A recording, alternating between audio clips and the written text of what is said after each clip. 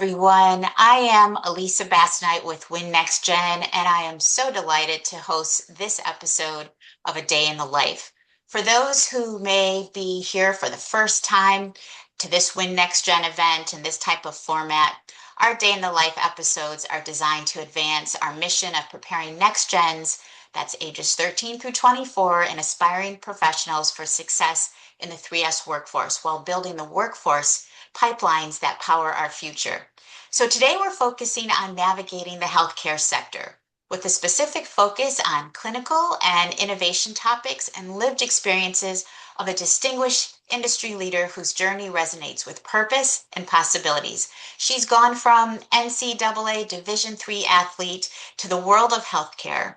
And our guest speaker, Shelly Williams, who I'll formally introduce after just a few housekeeping items, and to many, she may be also known as a fearless, wicked smart, innovative leader who I believe no doubt is going to leave us with some really powerful thoughts for consideration and inspiration as many here are listening and thinking about how you can navigate your future. All right, so let's dive in. Next slide.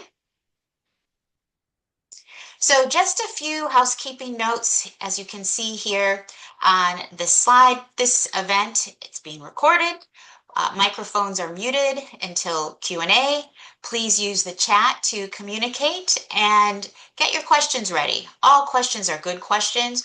We want you to share your feedback, so we welcome and appreciate comments. And most importantly, we want to have fun. We want to hear all of your ideas. There's a lot of change and transformation in the world of work today, so your comments and feedback matter. Next slide. So to provide us some context with our conversation with Shelly, it's important that we all understand that the United States, actually, and the world is facing a massive challenge. It's a severe labor shortage in STEM, that's science, technology, engineering, and math, supply chain, and the skilled trades. At WIN-NextGen, we call these three sectors the 3S workforce. And this is exacerbated by an aging workforce, rapid artificial intelligence-driven transformations, post-pandemic shifts in employment. And that means that the workforce needs you. Our next gens, we need you. And in order for you to be workforce ready and to thrive and participate and lead in the WIN-NextGen world and the world of work, that's what our mission is designed to do. We are here to help you succeed, and navigate the changing landscape of the future of work. So to help provide a little bit more context for those who may be visually oriented, let's take a quick listen, it's just about a minute, to a WIN-NextGen 3S workforce video that talks about the trends of the 3S workforce. This week, we're jumping into the future, and guess what? It's already here. New trends and breakthrough technologies are reshaping the 3S workforce. That's STEM, supply chain, and skilled trades. So let's break it down. In STEM, it's about AI, biotech, and engineering breakthroughs, and innovative energy solutions that are tackling real-world problems and powering new industries. In supply chain, tools like automation, blockchain, and smart logistics are making operations and global deliveries faster, more transparent, and more sustainable. In skilled trades, like auto and manufacturing sectors, it's not just about tools. It's smart technology powering our industries, like augmented reality training in healthcare, 3D printed homes, and green building tech. Let's test your knowledge. True or false? If you guess true, that is correct. The world is changing fast, and so are the jobs. And yes, this is where you come in. At WIN-NextGen, you're not just watching these changes. You're preparing to lead them. No matter your interests, coding, building, planning, designing, there's a place for you in the 3S workforce. This is your moment to explore, earn, and evolve. Let's build the future together. One trend, one skill, one step at a time. We're super excited to introduce our guest speaker, Shelly Williams, and she has several alphabet terms marking her accomplishments after her name, which she's going to talk about, but it's PT, DPT, and CHC. Shelly uses a blend of creativity, innovation, and drive. We call her Coach Shelly Williams because she's accomplished such a successful healthcare career as well as an athletic career. Over the past 25 years, Shelly has worked vigorously to position herself as a leader within the industry. She's utilized her abundant energy to design, develop, build, and implement multiple technologies and educational tools to transform clinical healthcare systems. She's passionate about mentoring and developing others to achieve professional and personal success in their journey. Shelley's exceptional academic background further enriches her work experience. She holds a BA in biology, STEM degree, has earned a master's and a doctorate, master's of science and a doctorate in physical therapy. Her commitment to excellence is evident in her certifications, including healthcare compliance, and her role as a member of the American Physical Therapy Pelvic Health Knowledge Transfer Committee. Shelley combines her education and work experience to transform concepts and ideas into purposeful and valuable organizational contributions. She empowers others to successfully engage in their connections, their confidence, and value to grow within their current roles and heighten their inner awareness to prepare for the advancement they set forth. She's an endurance athlete and a runner. She loves traveling, culture, and sharing life adventures with her husband and son. So let's welcome our distinguished industry leader, Shelly Williams. Thank you, Elisa. I am so honored to be here tonight to share my passion and, of course, my abundant energy with all of you. I am super excited to walk you through and give you some guidance and mentorship related to how you can succeed in your career. So very excited. So thank you for having me. Thanks, Shelly. So, well, without further ado, let's dive in because we know people have been wanting to hear and learn more about you and your life journey. So, I have a few questions and we're going to go ahead and get started. I think people always wonder when they hear NCAA Division III athlete to clinical healthcare, like how did this get started? So, let's talk about your early life if you're good with that. And I just love for you to just share with us what lessons from athletics, teamwork, perseverance, perhaps your time management carried over directly into your healthcare career. That's a great question. When I was your age, the age of WIN-NextGen candidates, sports have really taught me something that I guess I just really didn't understand would be a foundation of my career. So three lessons really stand out. One, teamwork. On the field, you can't win alone. You have to rely on teammates, coaches, and even bench players. They're really valuable. And so when you think about healthcare, I equate healthcare is led by teams of people, whether they're doctors, auditors, innovators, researchers, pharmacists. It's just like sports. So success really, truly is everyone really pulling in the same direction to make positive change. So that's lesson one, teamwork. Two, if I had to reflect on what sports have really brought me to the foundation of my career, is perseverance. In sports, you sometimes lose games, or in my running, I'm a long distance marathon runner. I can get tired. And sometimes you just feel like you want to give up or really not get out of bed to go run that 20-mile run. However, in your mindset, and I'm going to talk about mindset, I think, throughout this presentation, really it's pushing you through. And so when I equate it to my position today, I face tough audits. I face tough decisions related to new healthcare changes, regulations, or projects that really they just don't end up on time and they don't work the first time. So I think perseverance really keeps me moving forward until I achieve success.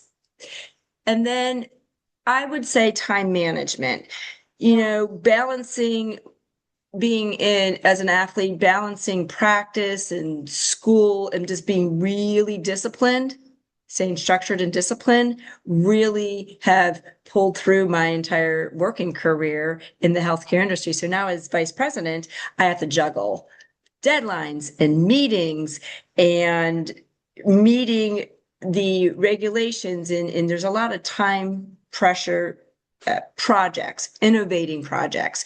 And so these skills then help me carry over to keep me really running our multi-million healthcare industry and our current company successfully running. So I would say teamwork, perseverance, and the time management. So I think the takeaways that I could share with you today is when you're showing up to practice, when you're working with teammates, when you're managing schedules, or you have a test, exam, you have a project, you have volunteering.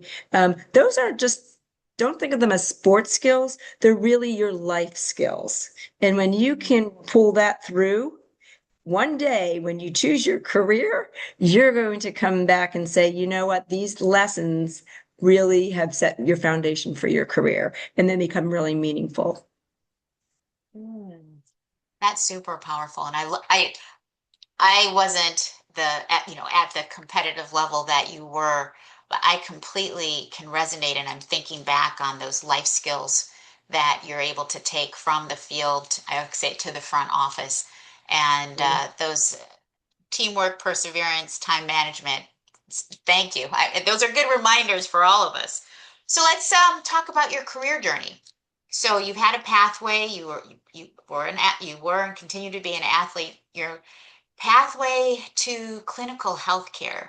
I know people are probably wondering, how did she go? How did she make that pivot?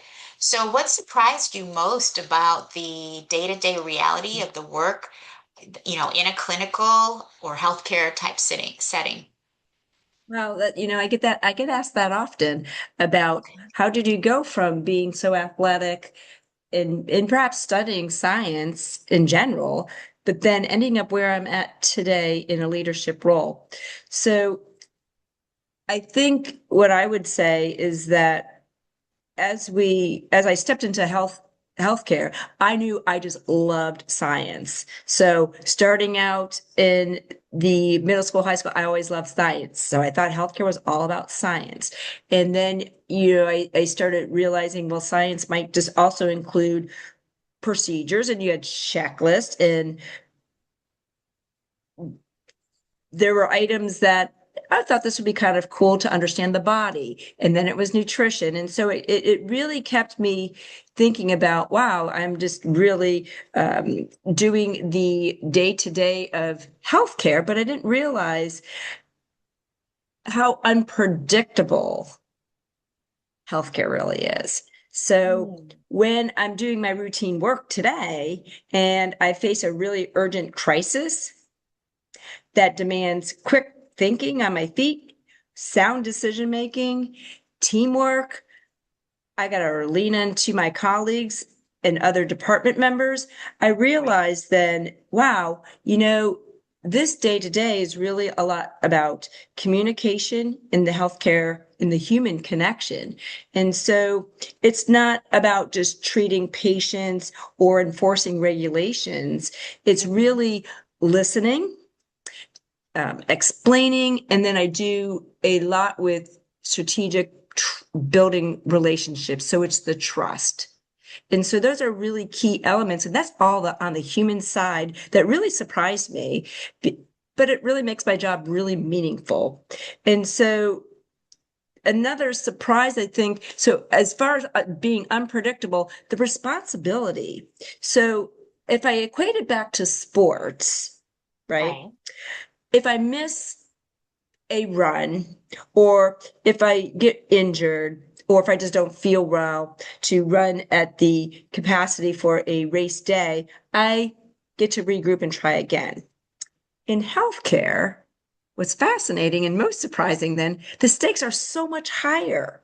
The decisions really could affect not only financial for a company, but lives of people. And really then cascading to a lot of communities. And so that reality became really humbling for me. And it also motivated me, though, to commit to leadership and innovation. And so I think when you look at a career pathway, expect those surprises, the element of surprise. The real world out here does not follow a playbook.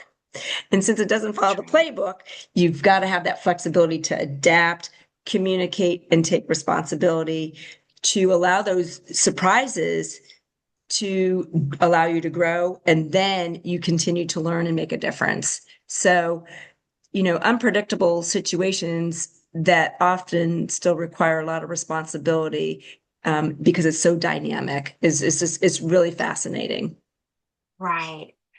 That is, hopefully our listeners today, our young people, particularly if they're athletes, are able to see and start connecting these dots, because there are definitely some intersectionality that you can start cultivating now, right? As a young person, and things in ways that will help you as you enter into the future of work.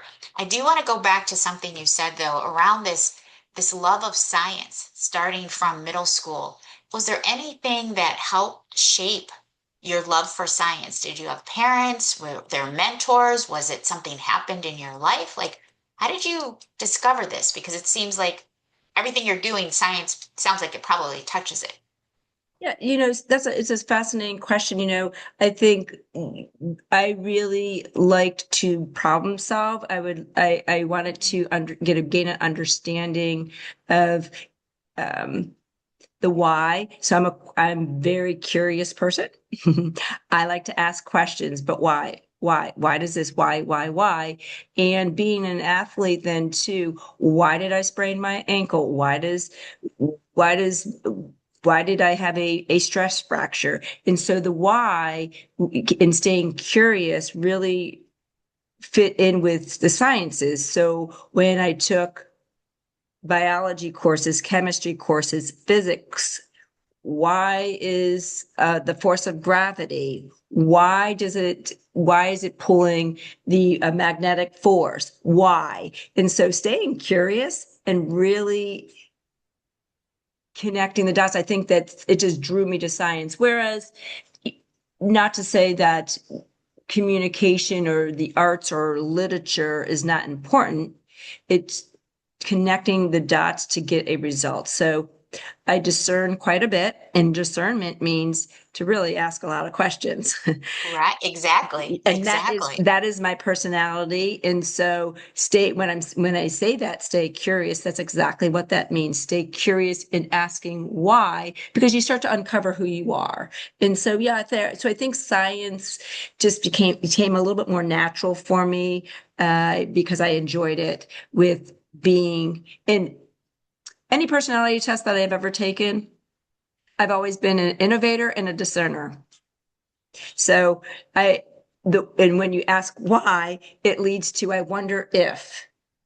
Why? Mm, I wonder if. And the wonder if, and I'm not a wonder where I just wonder, I really want to solve problems too. So I'm a really big okay. problem solver.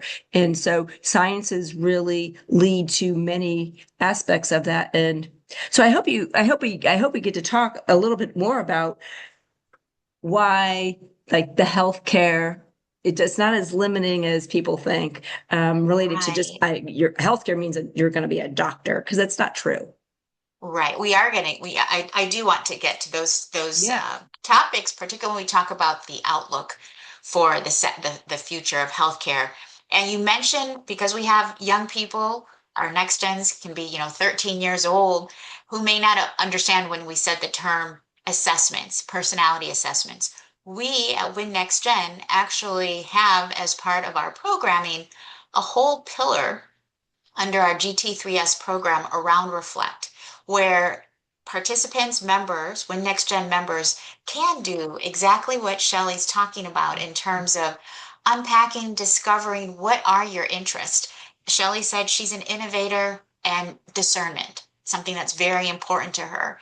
And being able to discover that about you and at a younger age, you're able to then start thinking about, okay, well, what are those careers that perhaps I may be able to look into, study, learn more about, perhaps seek further education around that, training, apprenticeships, etc. So, Shelley, thank you, because I think getting down to that that core of why science for you is really helpful for our next gens. So let's continue. Let's talk about innovation. And I know that's part of your work that you do. You also, which also ties to improvement and impact. That was well spoken about in your bio. So what kind of skills help you thrive in roles that blend clinical knowledge, analysis, innovation, operational execution? Well, it's a great question. So skills, when I think of skills in wrapping it around innovation, I think maybe I mentioned one of them already, problem solving, just the Okay. curiosity that, so really critical thinking. So in healthcare, we're always solving problems. We're always trying to make a diagnosis. When you go to the doctor will ask and do it, how are you feeling? And then they come up with a diagnosis. So we're always diagnosing an issue. Um, Analytics and the data, the numbers, that's really looking for facts of trends and patterns. And so that's another problem solving skill that you need or is really helpful, is to analyze data and then figuring out how that applies to improving the healthcare system or the healthcare in terms of when if you recall going to the doctor, you see them typing notes. That system is really powerful because it's built by IT technology. It's built with then data is involved in that. And that data then it has to be analyzed to say, I wonder if we could solve for this. I wonder if we can develop a new medicine. I wonder if we can solve cancer. And so the critical thinking and problem solving is certainly one skill. You know, another one that it's gonna maybe sounds, if I say it, it's gonna sound like, well, how does that science or related? But communication, you can have the best idea in the world, the best. But if you can't explain it clearly to others, then it's not going to make an impact. So communication, whether it's verbal communication, written communication, it really builds the trust. It builds a team. It gets other individuals supporting you to what? Wow, your innovative idea and concept, it's meaningful. I could understand it. And so communication, whether again you write it down or you verbalize it, is really super important. Um, Another skill, and I mentioned it about having a little bit of flexibility, but just being really adaptable. Today, healthcare changes so quickly. And what I maybe mean by that from a healthcare perspective is new policies, new regulations. The government might say we need to now follow this, and you have to follow it. And so it's constantly changing. So you really have to be able to adapt. Technology. I know most of you have to have a cell phone. How many new applications have changed on your cell phone? Constantly, constantly. And if you don't update your software, you don't update your computer, your technology is out of date. So that's when I'm talking about adaptability.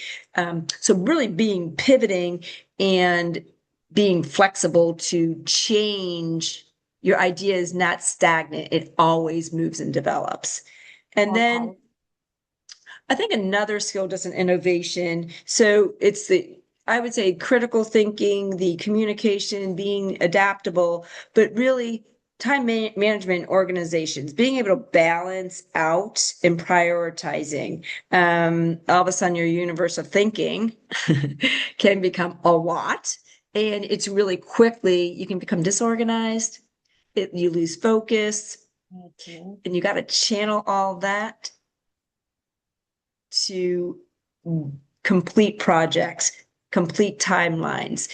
If you have your idea and concept, how do you take it from start to finish? How do you cross the finish line on that innovation? And so I think time management and organization really come into hand. I I love that because right, you can have the best idea, the best vision, and if it cannot be executed, all it is an idea. So I think that those are some really powerful components and skills. So I think people are wondering because we call this day in the life, right? This is our day in Mhm. the life series. What parts of your day rely most on that whole athletic mindset? Wow, I'm Is it the always an whole ath day or yeah, part the of the whole day? day, the whole day. I do not leave that athletic mindset. It is always on. And we talked about Okay, right. abundant energy that's focused, meaningful energy. I think I'm always in a competition mode. In fact, really, basically, I show up every day to work with positive energy, abundance of energy, how I'm going to tackle and solve for the day and what Right. shows up. Even if something comes at me that's unexpected, I've got the flexibility. I can solve, but you can that critical thinking to think on your feet. Um, but geez, yeah, the parts that are of my day, I'm very disciplined. So it shows up every day, whether I'm at work or whether I need to understand and stay disciplined to my workout. Okay. And so I need to show up very disciplined. So I show up really very prepared for my day, show up with understanding what's expected of me, what's expected of myself, how did I prepare to show up? And then I'm very consistent at doing that. So being disciplined Hmm. needs to be one of I think my top priority when I say my athletic mindset during my day in the life. Um, I'm wearing my New York World Championship hat that I just ran the New York Marathon last month. Congratulations. Thank you. I am extremely focused. I can stay focused, especially under pressure. I do not crack. So I think that staying focused, it's channeling energy, channeling the noise, channeling those that say you can't do something. I quiet the noise. So for me, quieting the noise, and I know I can focus in on specific task at hand. I'm really mentally tough then. And so my positive thoughts and energies, I can really accomplish a lot. I stay calm and then I can make smart decisions, smart moves, and really then work under any type of pressure or those challenges that are unexpected. I can handle them very well. So I think athletic wise, staying focused, but I remain very cool. I can think clearly. I can respond very quickly and make Hmm. sound decisions. Okay. So for someone who may not be as Mhm. disciplined and focused as you, is there space for them in this healthcare Yes. space Yes. in the future healthcare? Yes. Of course. Of course, Okay. so it's understanding your characteristic traits. If you Mm, maybe aren't as disciplined, and there are some tools and techniques. That's why I love the power of mentoring. okay. Elisa, you know that mentoring, when you can get someone to say, hey, how give me some of the skills and techniques. What Right. can I do to become more disciplined, stay on task? There's deadline setting, there's calendars, there's again, you can set reminders on your phone, your watch. All There's great ways, tips. yep, all the tips. And so, sometimes having that mentor or really understanding deadlines, you're a person that might need deadlines, and that's okay. You might need to have um, shorter stepping stones to meet a bigger obligation. So I often get asked, well, geez, I would love to run a marathon. How do I get there? Well, you're not going to go from 0 to 60, no miles to 26 miles in one day.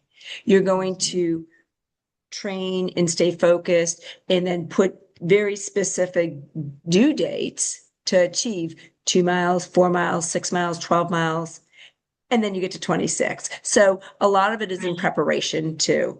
And I think we take for granted you don't have to do any of this alone. You could work, there's teammates. Rely on your coworkers, rely on your friends, rely on your parents, rely on that mentor, because mentoring is very important, to Right. build trust and collaboration. Because when you have somebody that's tapping you on the shoulder saying, I'm going to give you feedback, and it's not negative feedback, it's certainly feedback that is for the betterment of you, and we all need it. We all seek it. Exactly. That someone says you could do this better, and then you stop and reflect on that. We all learn from each other. Then that helps gives you the motivation to continue, the motivation to start to become disciplined, and then resilience. Nothing goes perfect, and that's fine. But that imperfection is where we learn. How do we do it better? Why? Because we're still asking, why is this? Why? All those questions. And then how could it be better? Even if I thought I did this presentation good, I'm going to criticize myself. I'm going to say, what could I have done better? What could I have done different? What could I have said? What could I share more of? Right. So it always helps us to learn, adjust, but keep moving. That's like, I think the whole messaging Yes, behind all keep this. moving forward. Keep moving forward. And so you have your own qualities. And when you have your own qualities, you start to navigate to be like, I got this. This is who I am. And it's accepting. And that's kind of really super exciting. Right. I love that. And I always say, remind myself Yeah. and mentees, failure is not fatal. As long as, like you said, we just keep moving forward. And that's part of innovation as well. You can learn just as much from the successes as well as from the mistakes. So thank you. You should see, I'm taking all these notes here. Like, so for folks this is a first time conversation for Shelly and I. So I'm getting to really learn more about the incredible things that make you tick. And I'd love to we're just talking about keep moving forward. So what habits or routines, we've talked a little bit about this, help you stay grounded and mentally strong? Those are all, I think, good, good questions on what keeps me mentally strong or what makes me grounded. I think there's several things. One is the belief in myself. And I think the positive energy is in the positive thought, the positive mindset, because if I don't give myself that positive encouragement, it's easy to get deflated. It's easy to get deflated when you have individuals, and I know where you guys are, we've all been there, we've all been your age, that Exactly. people sometimes aren't friendly in that noise. Remember, I talked about the noise, just channeling that out. So I think that's what keeps me grounded is staying focused and quieting the noise. Everyone has the right to their opinions and beliefs, but when you believe in yourself and you know that you are doing the right thing at the right time all the time, that's really then the grounding component to it. So quieting the noise, running can be very lonely when you're running 15, 20 miles by yourself. And sometimes often I don't use my headset to listen to a podcast or music or anything. I just want to clear my mind. So clearing the mind is really super important. So part of my grounding process is to just have some meditation time, quiet time, even if it's 10 minutes to reflect, journaling, often writing my thoughts on how was this experience? How was this race? How was my day? Reading positive affirmations, I love. And for those of you that don't know Elisa, she's wonderful with positive affirmations as well. But those mantras, and it's your head talk. You got to talk kind to yourself and be kind to you. And so when you can do that, it really it really keeps me grounded. I also know that I have the choice and you all have choices. You have choices if somebody isn't nice to you, if somebody's negative, if somebody puts you down, you have the choice not to accept them into your friendships or your relationships or your mentorships. You want people that are going to pull you through. And so not everybody you don't need everybody to be your friend. You just need a handful of that will set you in the right direction and make you feel good. So if someone doesn't make me feel good, I really have to evaluate that relationship because relationships take work. So for me, Oh. quiet time, mentoring, quiet time, meditation, affirmations, journaling, just really are really important to me. It really keeps me positive.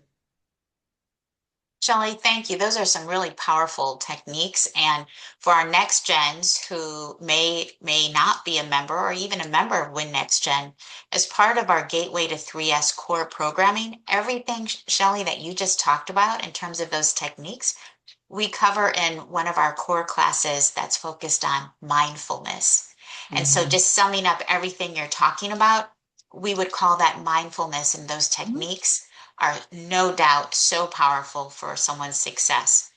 So, Shelley, you mentioned earlier, just you said, healthcare isn't just about being a doctor or being a nurse, one of those things people tend to often associate with healthcare.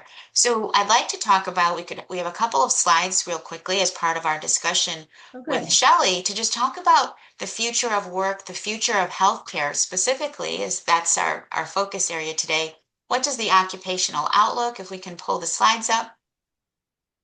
We'd like to just talk about the occupational outlook. What are some of those skills that people are seeing as really being highly needed in this space? So when we think about the occupational outlook and we look at the U.S. Bureau of Labor Statistics and various national healthcare workforce reports, there's good news. Shelley, you're in a really good sector because the Mhm. employment outlook for healthcare careers remains exceptionally strong. We've Mhm. identified a few key points on the next slide here. If we could go to our next slide, in that our job growth for employment in the healthcare occupations for those who may be exploring and thinking about their careers, it's projected to grow 13% from 2022 to 2032, much faster than the average for all occupations. The demand, healthcare remains one of the most in-demand workforce sectors in the U.S. Demand is rising for, Shelley mentioned, clinical roles, behavioral health professionals, public health, community health workers, health technology, data, informatics specialists that we've covered with Shelley's remarks, and then specialization in terms of the informatics and the technology. There is a rapidly growing need for workers in emerging specialty areas such as telehealth, digital health, health informatics, data analytics, our population health, community health, mental behavioral, medical clinical research, health administration, and operations. So, Shelley, when you see this data Mhm. that we really want to ensure that our next gens, their parents, mentors, understand. Does this data resonate with what you're experiencing in the day-to-day healthcare environment that you're operating in? Absolutely, absolutely. And I love these statistics and they all resonate. I think the demand clinical roles, most your age think that, well, do I really fit? I don't really want to be a doctor or a nurse or but nevertheless, there are healthcare needs everybody. They need a pull from not just one type. So I love that specialization list because that's so true.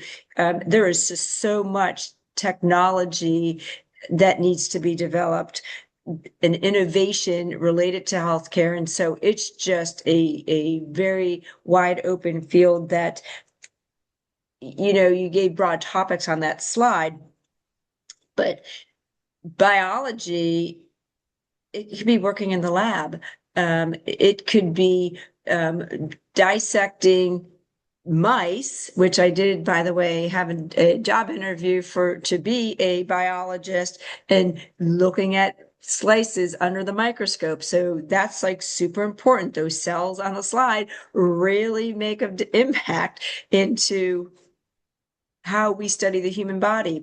I also did a lot with nutrition and I worked with a professional baseball team and making sure that how does the body function at a high professional level with the right nutrition, the body composition. So there's nutritionists and dietitians and the study of food. And then on the slide, I noticed it said along the lines of specialization, public health, epidemiologist. That's a big word.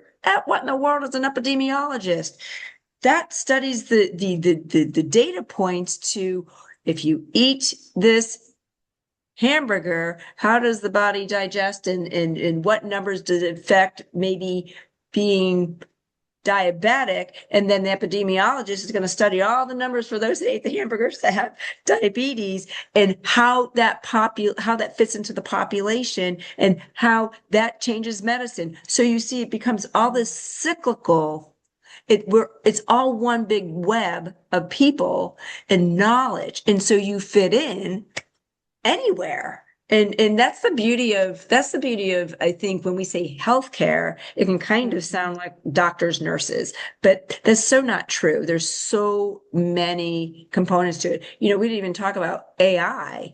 I know most of you have Snapchat and Instagram and Facebook. Like, there's a lot of those are just the technology, but AI, it could read for breast cancer the statistics, healthcare statistics, in health informatics. That's science and data, but it's predicting and writing all the code. That's IT to read that AI scan for breast cancer. We're discovering that breast cancer can be solved, and us as women, if you're a female, is super important to understand how we can prevent breast cancer. Super powerful, because I think, Yes. yeah, I think I would put my money on it that one of you, all of you, know somebody that has had some form or shape of cancer.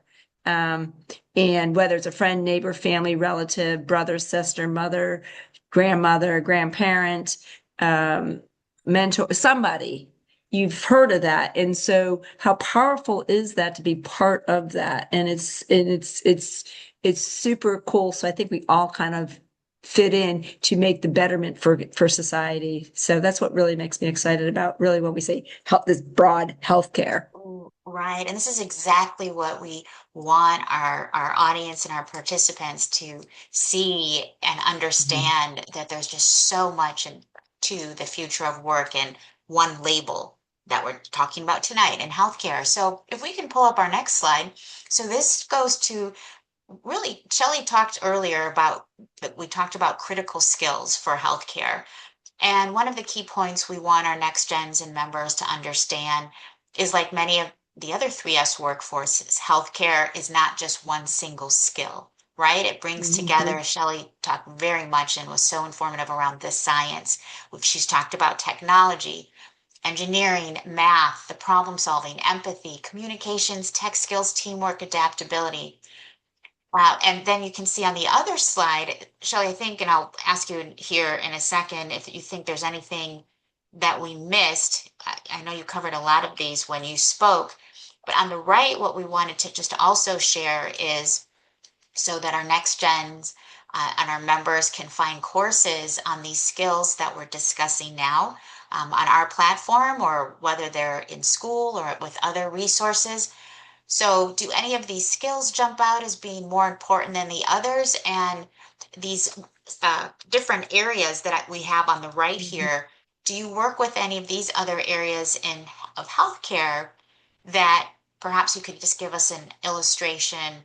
I know we have some next gen members who are interested in policy, for instance, and also interested in like the behavioral health. Do you in your day-to-day work touch on any of these other areas?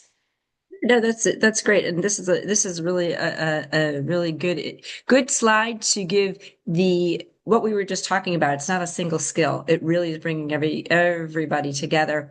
Yes. So public health, we do work with the public health. We have to put out announcements. So it kind of goes along with that communication, because you do need somebody to be a spokesperson, to be a public educator, to study the science behind numbers, public health. So yes, we work with writing and putting out announcements for public health communications quite a bit. Behavioral and mental health, super important, not just clinically to have a doctor help somebody that's struggling with anxiety or depression, but really counselors and the education related to a lot of education related to behavioral health and how do we screen, how do we protect individuals? So from hurting themselves or hurting others or just feeling sad and lonely. A lot we do with behavioral health and we develop. In fact, just today, I worked with a physician to develop a screening tool that helps answer questions for patients so that we can determine, do they need guidance and do they need a mental health counselor? Do they need a psychologist? Do they need medication? And so super powerful in that industry. Research and science and laboratory. Yep, I work with our laboratory team all the time on many different aspects, whether it's the coding and billing aspect to laboratories, whether it's the research that goes into evidence-based medicine, meaning do we have enough research to prove that testing for certain diseases is relevant. So really powerful with that in the laboratory in understanding the results that come back from tests and in taking that data from laboratory findings. And when I say laboratory findings, if you ever went to the doctor and you got your blood drawn, that blood goes to a laboratory. When you go to the doctor and they ask you to leave a urine sample, that urine sample and is cultured goes to the laboratory. And so laboratory is testing all kinds of elements, but then it's the results, it's the data. What do you do with it? Are we trying to solve for ordering a medication to make you feel better if you have a disease or you're sick? Or is it where now we have 10 people 100 people, 1,000 people, and it starts to magnify how many blood types have this certain type so that it now generates a better protocol on how to treat when you feel bad. And so we're working with research and science quite a bit as well. And then healthcare and technology is another one. Again, I mentioned AI just a little bit ago, but certainly keeping your data when safe. That has a lot to do with my industry of compliance, but it has everything to do with ensuring that there's not cyber breaches. Well, that's a whole cyber team of IT professionals that have to do with the data. And so it all wraps up into the rules and regulations and policies and the administration. I love the healthcare administration too. There's a lot with leadership and organizational leadership, meaning project management and administrators and program directors. So we can just go on with so many different opportunities. And that's where it's really valuable to, what is it you like? What is it you don't like? Who are you? And where does your personality fit? Because we all fit somewhere here in healthcare. I love that. So thank you, Shelly. I think we'll pull the slides down because I just wanted to turn over to our incredible admin team to see if there are any questions in the audience and make sure if folks do have a question, we can ask them of Shelly while we have her here. Because listening to you, I have another question that I want to ask, but I want to make sure that if we have participant questions, I'm sure people have just been, if they're like me, writing feverishly down these thoughts and ideas. So, Kayla, do we have any questions from the audience? Sure. We don't have any active questions right now because quite a bit of the ones that did come in were actually answered in Shelly's responses. So thank you so much for your thorough responses. We are coming up on time. So if Elisa, you'd like to continue, that would be fine. Okay, fantastic. So, Shelly, I have one quick question, and then I'll share. A quick reminder for folks with a couple of slides as we close. for more information about WIN. Shelly, on the last slide we were just talking about, are there roles for people with different educational backgrounds? So, someone who may be listening to you today, you have doctorates. I mean, you've gone through bachelor's, master's, doctorates. What if someone doesn't want to or is unable to spend that much time in education and wants to get to work immediately in the healthcare space? Is there something they can do? Oh my gosh, absolutely. That is such a network web. And don't be afraid. Stay again, curious and experiment. Volunteer. You can volunteer in a hospital, in a clinic, in a food bank, in a community, and ask, because when you volunteer, you can be like, I think I can go right to work. And so when you go right to work, a lot with on the job experience. So there's a plethora of opportunity, shadowing any professional, bringing to work day where you can actually, am I interested in this? How do I get into this? I get that asked quite a bit. There's sometimes sometimes taking certification courses that are just really shorter learning, but get a certificate. So there's certificate programs. There's shadowing and on the job. There's that type of mentorship. You just learn as you go and you work your way up and around and through that can make you really very successful. So I think that there's, again, so many. You don't have to have a bachelor's, a master's, a doctorate, a PhD. A lawyer would have a license, a doctor would have a license, but that's going through a lot with medical school, and it can incur a lot of cost. But I would encourage and start to explore and use that and use a mentor, shadow, volunteer, and then just see where it takes you, because one experience leads to the next in your journey. And education can be powerful, but you are always learning as you're staying curious. So you don't necessarily need the degrees. You do need to, but you do need to keep moving forward into that direction. Okay, that's really helpful. And going back just to our GT3S program, the four pillars being reflect, explore, expose, and experience. You hit the nail on the head when you talked about exploring, because we just get feedback from members, from folks I meet at different events, our next gens. It's a challenging environment right now for jobs, and so how they can gain that experience, meaningful experience for the workforce, for entry level jobs, is something that we're very focused on, to helping them survive, thrive, and participate and lead in the future of work. So, quick question as we're getting ready to wrap up, and then I'll share some closing administrative updates for our audience members, is if you could just provide one piece of wisdom you want every next gen who's watching today, or as they pull this up on YouTube, to walk away with, what would you share with them, Shelly? That's a tough one, but if I could give one piece of wisdom,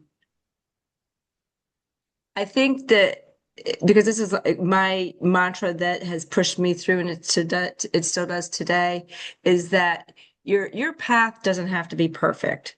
It has to have a purpose. So you don't need to be the biggest. You don't need to be the fastest. You don't need to be the smartest. You start where you are, use what you have, keep moving forward, because I tell myself this every day. Purpose comes from showing up, learning, and caring. So when you have the humility by staying humble, you know where your strength is coming from, your learning. When you stay loyal, you build trust, and trust builds winning. Okay. And then when you build, or you have, and you can be persistent, it really and determined and consistent, so persistent and consistent. It takes those, remember those little steps I told you about, those little baby steps to find that one large moment. And it's because it's all those little small choices every day. So, and then you adapt and you reflect and find that joy. Keep that energy, that abundant energy. It will carry you forward. And I know this is something all, including Elisa and I, we can do. We all have something in it. And why? It's because it's in our mindset. It's who you are. You carry it with you, you repeat it, and then you live it. And I know, because I know, I believe in each and every one of you that you are something special and you have something meaningful to contribute. So that is probably my one piece of wisdom. It may have been a little longer, of not a short mantra, but that's what I remind myself every day.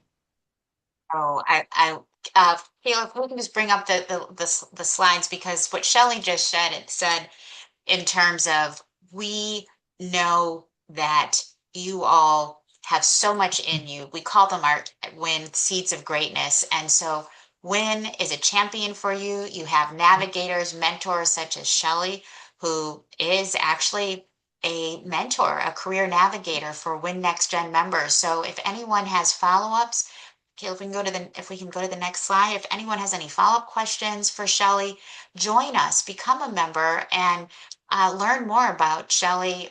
She may have internships. She may have jobs at her company in the healthcare space that does a lot of incredible work that we talked about. So we just want to leave you as we wrap up to just remind you that WIN-NextGen is a champion for you. No matter where you come from, no matter what it is that you're thinking about doing, give us a try. See how we can help you participate and lead in the 3S workforce. Next slide. So we wanted to say thank you all for joining us this evening. We like to say, if you see it, you can believe it. You saw Shelly here today. If you believe it, you can become it. If you'd like to learn more about upcoming events, subscribe to our newsletter, please use the QR code there. We hope you can join us for future events. And I just would like to say, we can pull the slides down. Shelly, thank you for making the time for us this evening, for sharing your insights, your experiences, your advice, your outlook on the future of work. And we hope to see you at future events as well. Everyone have a wonderful rest of the day, and we hope to see you soon. Take care.